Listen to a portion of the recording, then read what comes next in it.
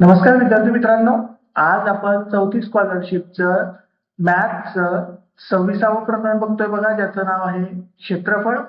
ज्याच्यामध्ये आपल्याला आयताचं क्षेत्रफळ आणि चौरसाचं क्षेत्रफळ यांच्याबद्दलची माहिती पाहिजे आहे. त्या चॅप्टरच्या स्वाध्यायाला आपण सुरुवात करतोय. पहिला प्रश्न दिलेला आहे बघा आपल्याला, दिलेल्या आकृतीचे क्षेत्रफळ किती चौरस एकक आहे.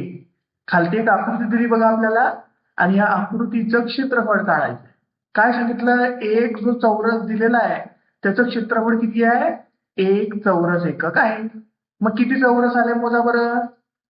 1 2 3 4 5 6 7 8 9 10 आणि 11.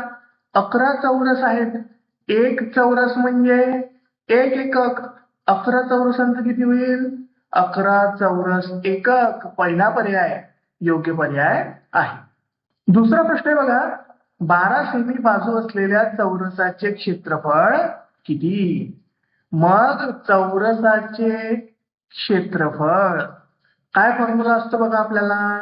चौरसाचं क्षेत्रफळ काढायचा, तो असतो बाजूचा वर्ग किंवा बाजू गुणिला बाजू.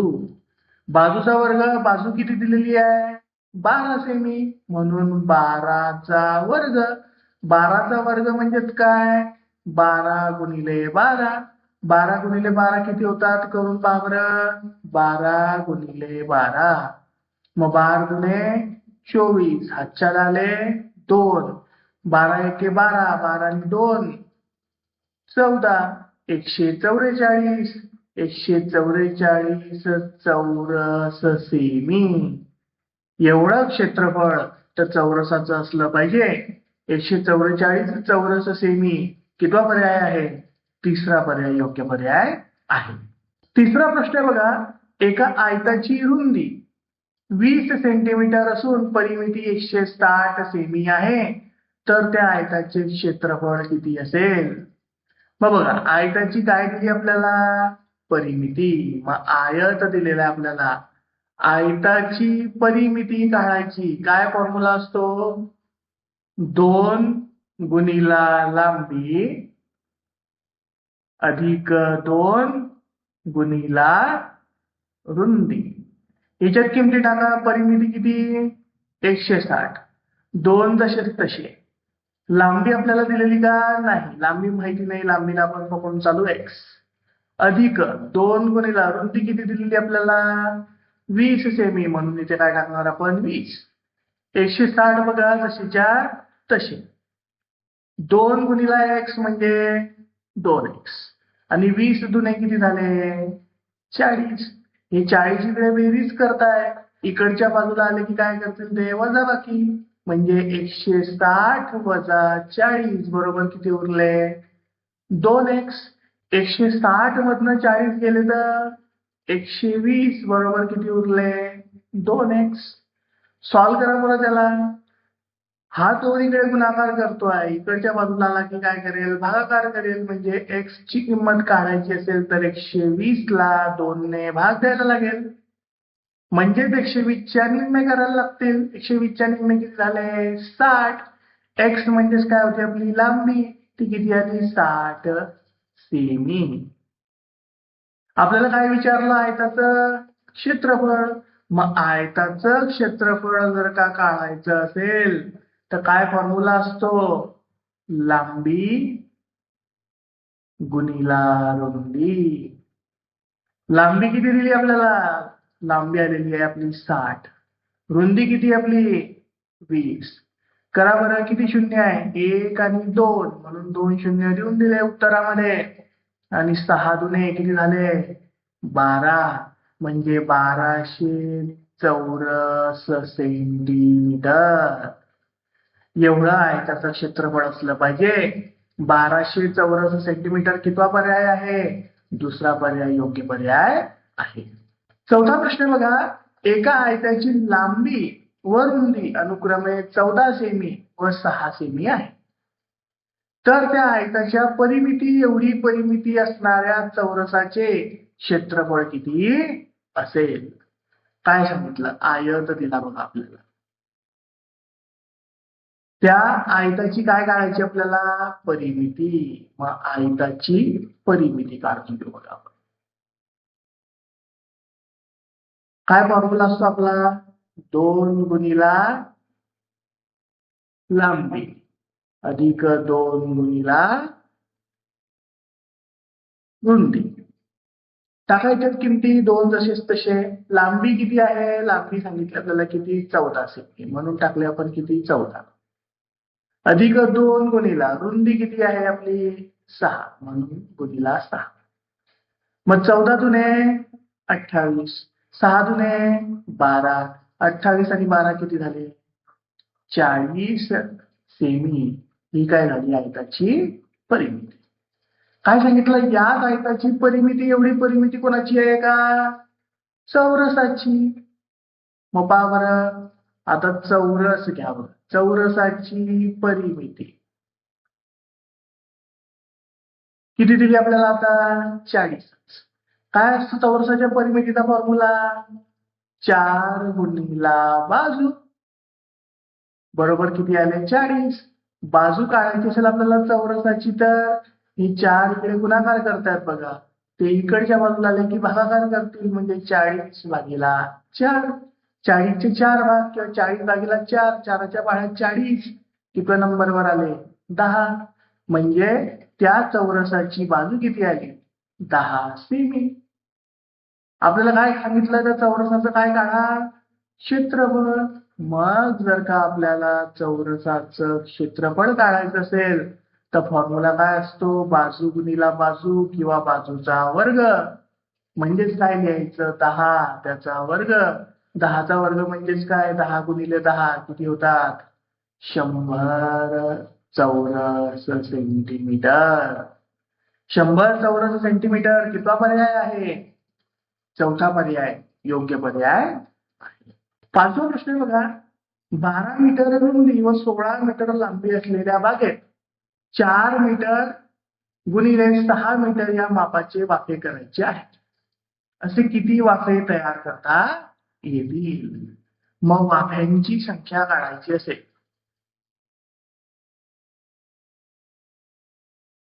वाफ्यांची संख्या काढायची असेल आपल्याला तर काय फॉर्म्युला असेल?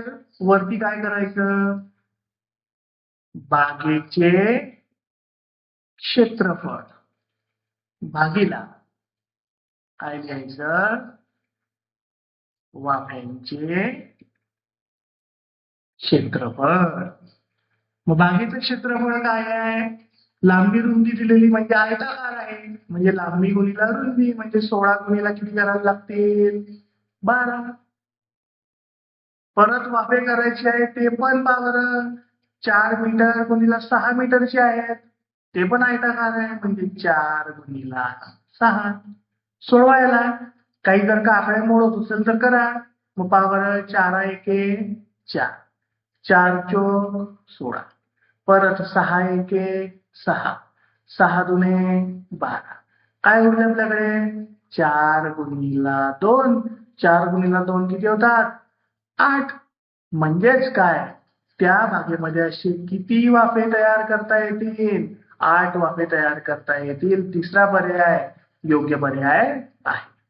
6वा प्रश्न बघा.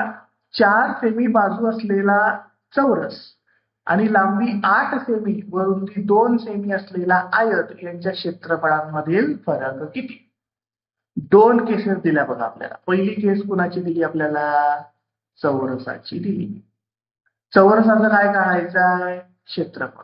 काय असतो चौरसाच्या क्षेत्रफळाचा फॉर्म्युला? बाजूचा वर्ग. बाजू किती दिली आपल्याला चौरसाची? 4 सेमी म्हणजे 4चा वर्ग. 4चा वर्ग म्हणजे 4 गुणिला 4 किती झाले? 16 चौरस सेमी. एवढं क्षेत्रफळ आलं आपलं कोणाचं? चौरसाचं. नंतर जाऊ आता आपण कुणाकडे? आयताचं. आयताचे क्षेत्रफळ. काय असतो फॉर्म्युला आयताच्या क्षेत्रफळाचा? लांबी गुणिला रुंदी. काय आहे लांबी? लांबी दिली किती? 8 सेमी. रुंदी किती आहे? 2 सेमी. म्हणजे काय? 8 गुणिला 2. 8 गुणे किती झाले? 16 चौरस सेमी. काय सांगितलं? दोघांच्या क्षेत्रफळांमधला काय काढायचा आहे? फरक. चौरसाचं किती आलं क्षेत्रफळ? 16. आयताचं किती आलं? 16. मग 16 वजा 16. उत्तर काय येईल आपलं? 0.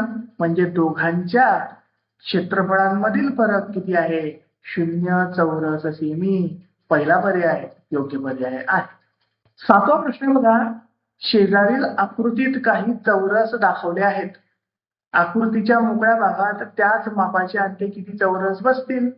पहा बरं, अजून इथं मोकळ्या भागात किती चौरस बसतील? बघा, ही लाईन सरळ मारून घ्या, ही लाईन एक मारून घ्या बघा, आणि यांना इथे असं जोडून घ्या. किती डबे किंवा किती बॉक्स तयार झाले आहे मोजा बरं. पहा बरं, 1 2 3 4 5 6 7 8 9 आणि 10. 11 12 13 14 आणि 15. अजून किती चौरस बसतील त्याच मापाचे? 15 चौरस बसतील. दुसरा पर्याय योग्य पर्याय आहे. 8वा प्रश्न बघा. 20 सेमी बाजू असलेल्या चौरसाच्या रेखांकित भागाचे क्षेत्रफळ किती? पहा, चौरस आहे, इकडची पण बाजू 20 दिलेली, इकडची पण बाजू किती दिलेली असणार आपल्याला? 20. कारण सगळ्या बाजू चौरसाच्या सारख्या असतात. आता आपल्याला फक्त रेखांकित भाग काढायचे, म्हणजे याचं निम्मे करायचं आहे, एवढं अर्ध करायचं आहे. अर्ध म्हणजे किती असतील? इकडे 10, इकडे 10. या ठिकाणी पण सेमच निम्मे करायचं आहे, म्हणजे इकडचे 10 आणि खालचे 10. मग आता पहा बरं, रेखांकित भाग, एक रेखांकित भाग जर का काढायचा असेल, मग आपण म्हणू रेखांकित भागाचे क्षेत्रफळ. किती भाग रेखांकित केलेले? हा पहिला आणि हा दुसरा, म्हणून 2 ने गुणायला लागेल, कारण 2 भाग आहे. आणि गुणिले काय आहे? चौरस दिलेला आहे. चौरसाची बाजू किती आली आपल्याला आता? 10. म्हणजे काय? 10 त्याचा वर्ग. का बरं? चौरसाचं क्षेत्रफळ काय असते? बाजूचा वर्ग. बाजू 10 आहे म्हणून 10चा वर्ग. मग 2 जसेच तसे, 10चा वर्ग म्हणजे 10 गुणिला 10. परत 2 जसेच तसे, 10 गुणिला 10 म्हणजे किती होतात? 100. आणि 100 ची दुप्पट किती झाली? 200 चौरस सेमी. 200 चौरस सेमी हे हा रेखांकित भागाचा क्षेत्रफळ आलं. कितवा पर्याय आहे? तिसरा पर्याय योग्य पर्याय आहे. 9वा प्रश्न बघा. एका आयताची परिमिती 60 सेमी असून त्याचे क्षेत्रफळ 200 चौरस सेमी आहे. काय सांगितलं? आयताची परिमिती, आयत दिलेला आहे बघा आपल्याला, त्याची काय दिली? परिमिती दिली. किती आहे परिमिती? 60 सेमी. परिमिती म्हणजे सर्व बाजूंची बेरीज. आणि त्याच काय दिलं आपल्याला? क्षेत्रफळ. क्षेत्रफळ किती आहे? 200 चौरस सेमी. बघा, त्याला सोडवू पण शकतो आपण, पण सोडवलं जरा खूप मोठं होईल. त्याच्यामुळे आपण काय करू? पर्यायावरच बघू. आता काय झालं पाहिजे आपल्याला? परिमिती काय आहे? 60 सेमी आहे. परिमिती म्हणजे काय? सर्व बाजूंची बेरीज. काय फॉर्म्युला असतो? 2 गुणिला लांबी अधिक 2 गुणिला रुंदी. म्हणजे लांबी आणि रुंदी यांची बेरीज करून त्याची दुप्पट करायला लागते. ती किती आली पाहिजे आपली? 60. मग पहा बरं, 14 आणि 16 30. 30 साठी दुप्पट 60 येते. 18 आणि 12 परत 30. 30 साठी दुप्पट परत 60 होते आहे. 20 आणि 10 परत 30. 30 साठी दुप्पट 60 ते पण होते आहे. आणि 19 आणि 11 30.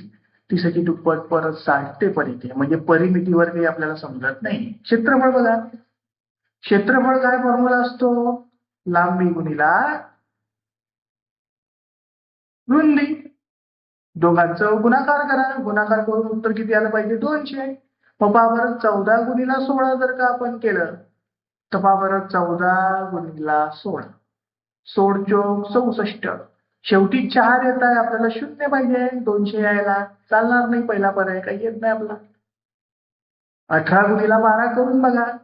बघा 18 गुणिला 12, 12 साधे 84, 12 आठे 96, शेवटी 6 येत आहे. आपल्याला शून्य पाहिजे, आपण नाही चालणार. आणि 20 गुणिला 10 करून पहा बरं. 20 गुणिला 10, 10 शून्य शून्य, 10 दुणे 20, बरोबर 200 येत आहे. म्हणजे तिसरा पर्याय आपला अचूक पर्याय असला पाहिजे. म्हणजे त्या आयताची लांबी 20 सेंटीमीटर आणि रुंदी 10 सेंटीमीटर असायला हवी, ज्याची परिमिती 60 सेमी आहे आणि क्षेत्रफळ 200 चौरस सेमी आहे. 10वा प्रश्न बघा. एका आयताकृती वर्गखोलीची लांबी 8 मीटर व रुंदी 6 मीटर आहे. त्या वर्गखोलीत फरशी बसवण्यासाठी एका चौरस मीटरला ₹50 याप्रमाणे किती मजुरी द्यावी लागेल? मग क्षेत्रफळ का? आयत आहे, आयत म्हणजे वर्गखोली, त्याचं क्षेत्रफळ काढायचं आहे. काय फॉर्म्युला असतो? लांबी गुणिले रुंदी. काय लांबी आहे? 8 मीटर. काय रुंदी आहे? 6 मीटर. 8 किती झाले? 48 मीटर. 48 मीटर एवढं क्षेत्रफळ आहे बघा त्या वर्गखोलीचं. त्याच्यामध्ये काय आपल्याला फरशी बसवायची आहे. एका चौरस मीटरला बसवायला किती रुपये लागत आहे? 50. आपल्याकडे किती आहे? 48 चौरस मीटर आहे. म्हणजे 48 ला काय करा? 50 ने गुणा. आपल्याला मिळून जाईल किती खर्च येईल. एक शून्य आहे जसाचा तसा. 5 8 किती होतात? 40. आजच्याला आले 4 आणि 5 चोक किती? 20. 20 आणि 4 24. म्हणजे 2400 रुपये खर्च येईल. 2400 रुपये कितवा पर्याय आहे? दुसरा पर्याय योग्य पर्याय आहे. 11वा प्रश्न बघा. 13 सेमी लांबी व 5 सेमी रुंदी असणारे दोन आयत. आयत घेतले बघा आपण दोन. हा एक आयत आहे, हा एक आयत आहे. लांबी किती? 13, रुंदी किती? 5. इकडे पण किती? 13, इकडे पण किती? 5. यांना रुंदीच्या बाजूने जोडले. रुंदीच्या बाजूने जोडले म्हणजे काय? असा एक आयत तयार केला बघा आपण.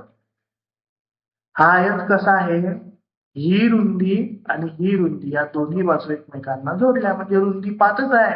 लांबी किती होऊन जाईल आता? हे 13 13चे 2 तुकडे म्हणजे इकडचे 13 इकडचे 13 म्हणजे पूर्ण किती झाले ते? 26 सेंटीमीटर लांबीचा आणि 5 सेंटीमीटर रुंदीचा आयत तयार झाला. याचं काय काढायला सांगितलं आपल्याला? क्षेत्रफळ. काळा बरं त्याचं क्षेत्रफळ. काय फॉर्म्युला त्याचा? लांबी गुणिले रुंदी. लांबी किती आली आता? 26 सेमी. रुंदी किती आली आता? 5 सेमी. मग 26 5 130. 130 चौरस सेमी या नवीन आयताचं क्षेत्रफळ आहे. पहिला पर्याय योग्य पर्याय आहे. 12वा प्रश्न आहे बघा. आयताची लांबी कायम ठेवून रुंदी दुप्पट केल्यास त्याच्या क्षेत्रफळात कोणता बदल होईल? मग आयत, आयताचं क्षेत्रफळ काय फॉर्म्युला बाळगून आपला? लांबी गुणिला रुंदी. काय सांगितलं आपल्याला? रुंदी दुप्पट केली, लांबी कायम ठेवली म्हणजे लांबी जशीच्या तशी. रुंदीला काय केली आपण? दुप्पट केली म्हणजे 2 गुणिला रुंदी. म्हणजेच काय उत्तर आलं? 2 गुणिला लांबी गुणिला रुंदी. काय केलं फक्त आपण? ह्या दोनाला पुढे लिहून घेतलं बघा. मग पहा बरं, लांबी गुणिला रुंदी हा तर ओरिजिनल फॉर्म्युला होताच. त्याच्या काय उत्तर आलं? दुप्पट आलं. म्हणजे जर का रुंदीला दुप्पट ठेवलं, लांबी तसंच तसं राहू दिलं आणि रुंदीला दुप्पट केलं तर क्षेत्रफळ सुद्धा काय होते? दुप्पट होते. म्हणजे क्षेत्रफळ दुप्पट होईल. तिसरा पर्याय योग्य पर्याय आहे. 13वा प्रश्न आहे बघा. एका चौरसाची बाजू 6 सेमी आहे व दुसऱ्या चौरसाची बाजू पहिल्या चौरसाच्या बाजूच्या निम्मी आहे. तर दोन चौरसांच्या क्षेत्रफळामधील फरक किती असेल? काय सांगितलं? पहिला चौरस दिला. ही पहिली केस. इथं चौरसाचं क्षेत्रफळ काढून घेऊ आपण. काय बाजू आहे? 6 सेमी. काय फॉर्म्युला किंवा काय सूत्र चौरसाचं क्षेत्रफळ काढायचं? बाजूचा वर्ग. म्हणजेच काय? 6चा वर्ग. 6चा वर्ग म्हणजे 6 गुणिला 6 किती झाले? 36 चौरस सेमी. हे पहिल्या आयताचं क्षेत्रफळ. आता दुसरी केस घ्या. दुसऱ्या केसमध्ये परत चौरसाचं क्षेत्रफळ आपल्याला काढायचं. परत फॉर्म्युला तोच असणार आपला, काय? बाजू त्याचा वर्ग. दुसऱ्या चौरसाची बाजू काय सांगितली? पहिल्या चौरसाच्या बाजूच्या निम्मी. निम्मी म्हणजे अर्धी. मग पहिल्याची किती होती? 6. 6च्या निम्मे किती झाले? 3. मग 3चा वर्ग करायला लागेल. म्हणजे काय होईल? 3 गुणिला 3. 3 त्रिक किती झाले? 9 चौरस सेमी. या दोन्ही चौरसांच्या क्षेत्रफळांमधला काय विचारलं आपल्याला? फरक विचारलेला आहे. मग कसा निघेल फरक? एक चौरस किती आहे? 36 चौरस सेमीचा. एक किती आहे? 9 चौरस सेमीचा. दोघांची वजाबाकी करा. 7 9 जात नाही म्हणजे होऊन जातील 16. 3 होऊन जातील 2. 16 9 गेले तर 7. 2 2 खाली तसेच्या तसे. म्हणजे 27 चौरस सेमी. कितवा पर्याय आहे? चौथा पर्याय योग्य पर्याय आहे. 14वा प्रश्न बघा. 80 मीटर लांब व 20 मीटर रुंद मापाचा भूखंड 500 रुपये चौरस मीटर दराने विकला. भूखंड. भूखंड म्हणजे काय? प्लॉट दिला समजा. त्या प्लॉटची लांबी काय दिली? 80 मीटर. रुंदी काय दिली? 20 मीटर. म्हणजे आयताकृती आला बघा. मग आयताचं क्षेत्रफळ कसं निघते आपलं? लांबी गुणिले रुंदी. काय लांबी आहे? 80. रुंदी काय आहे? 20. किती शून्य आहे? 1 आणि 2. म्हणून 2 शून्य जसेच्या तसे. आणि 8 2 हे किती झाले? 16. म्हणजे 1600 चौरस मीटर. एवढं त्या भूखंडाचं काय झालं? क्षेत्रफळ झालं. आता काय रेटने देतोय आपण त्याला? काय रेटने विकतोय? 500 रुपये चौरस मीटर दराने विकतोय. म्हणजे या 1600ला 500 ने जर का आपण गुणलं तर आपल्याला एकूण त्याची विक्री किंमत मिळून जाईल. किती शून्य? हे 2 आणि हे 2 म्हणजे काय? 4 शून्य देऊन द्यायचे खाली. आणि काय उरलं आता? 16 पंचे. किती होता? 16 पंचे 80. पहा बरं काय संख्या आहे? हे 3 घरं एकक दशक शतकाचे सोडले, 2 हजारांचे सोडले. म्हणजेच काय? 8 लाख रुपये ही त्या भूखंडाची विक्री किंमत असेल. 8 लाख रुपये कितवा पर्याय आहे? पहिला पर्याय योग्य पर्याय आहे. 15वा प्रश्न आहे बघा. 48 मीटर लांबी व 12 मीटर रुंदी असलेल्या हॉलला 64 चौरसाकृती फरशा लागतात. हॉल दिला बघा आपल्याला. या हॉलचं आपण काय करू? सगळ्यात आधी क्षेत्रफळ काढू. परत काय? आयताकृती आहे म्हणजे लांबी गुणिला रुंदी. काय लांबी आहे? 48. काय रुंदी आहे? 12. गुणाकार करा बरं. 48 गुणिला 12. 12 7 84. 12 8 96. 6 5ला 9. 12 चौक 48. 48 आणि 9 किती झाले? 576. म्हणजे 576 चौरस मीटर हे क्षेत्रफळ झालं त्या हॉलचं. त्याला किती फरशा लागल्या? 64. म्हणजे एका फरशीचे क्षेत्रफळ कसं निघेल आपलं? या 576ला 64ने काय करायला लागेल आपल्याला? भाग द्यायला लागेल. करा बरं भागाकार. बघा इथे लिहू आपण 576. याला कितीने भाग देतो आपण? 64. इथे शेवटी काय आले आहे? 4. इथे शेवटी काय आले आहे? 6. 4च्या पाड्यामध्ये शेवटी 6 केव्हा येतात? एक तर येतात 4 चौक 16 आणि 4 9 36. 4 नंबरवर तर काही येणार नाही, 9 नंबरवर येऊ शकते. म्हणजेच काय? 64 गुणिला 9 करून पाहायला लागेल आपल्याला. करून पहा बरं. 64 गुणिला 9. 9 चौक 36. आजच्याला 3. 9 सह 54 आणि 3 57. बरोबर येते बघा आपलं 576 उत्तर. म्हणजे 64च्या पायामध्ये 9 नंबरवरती 576 येते आहे. म्हणजेच काय, फरशांची संख्या. म्हणजेच काय, एका फरशीचं क्षेत्रफळ किती आलं, 9 चौरस मीटर. मग चौरस आकार फरशी लावलेली बघा, चौरसाकृती फरशी आहे. म्हणजे चौरसाचं क्षेत्रफळ काय फॉर्म्युला असतो आपला, बाजूचा वर्ग. किती क्षेत्रफळ आहे, 9. 9 म्हणजेच काय, बाजूचा वर्ग. 9 ला कसं लिहू शकतो आपण, 3चा वर्ग बरोबर बाजूचा वर्ग. वर्ग वर्ग कट झाला बघा, म्हणजे बाजू किती आली चौरसाची, एक बाजू मिळाली आपल्याला किती, 3 सेंटीची. काय काढायचं आपल्याला, त्या फरशीची परिमिती. बाजू किती आहे, 3. परिमिती कशी निघेल, परिमिती चौरसाची परिमिती काय फॉर्म्युला असतो,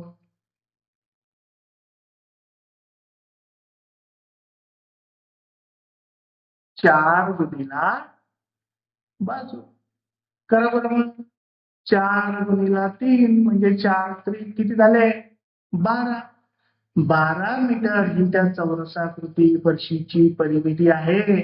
12 मीटर कितवा पर्याय आहे, दुसरा पर्याय योग्य पर्याय आहे.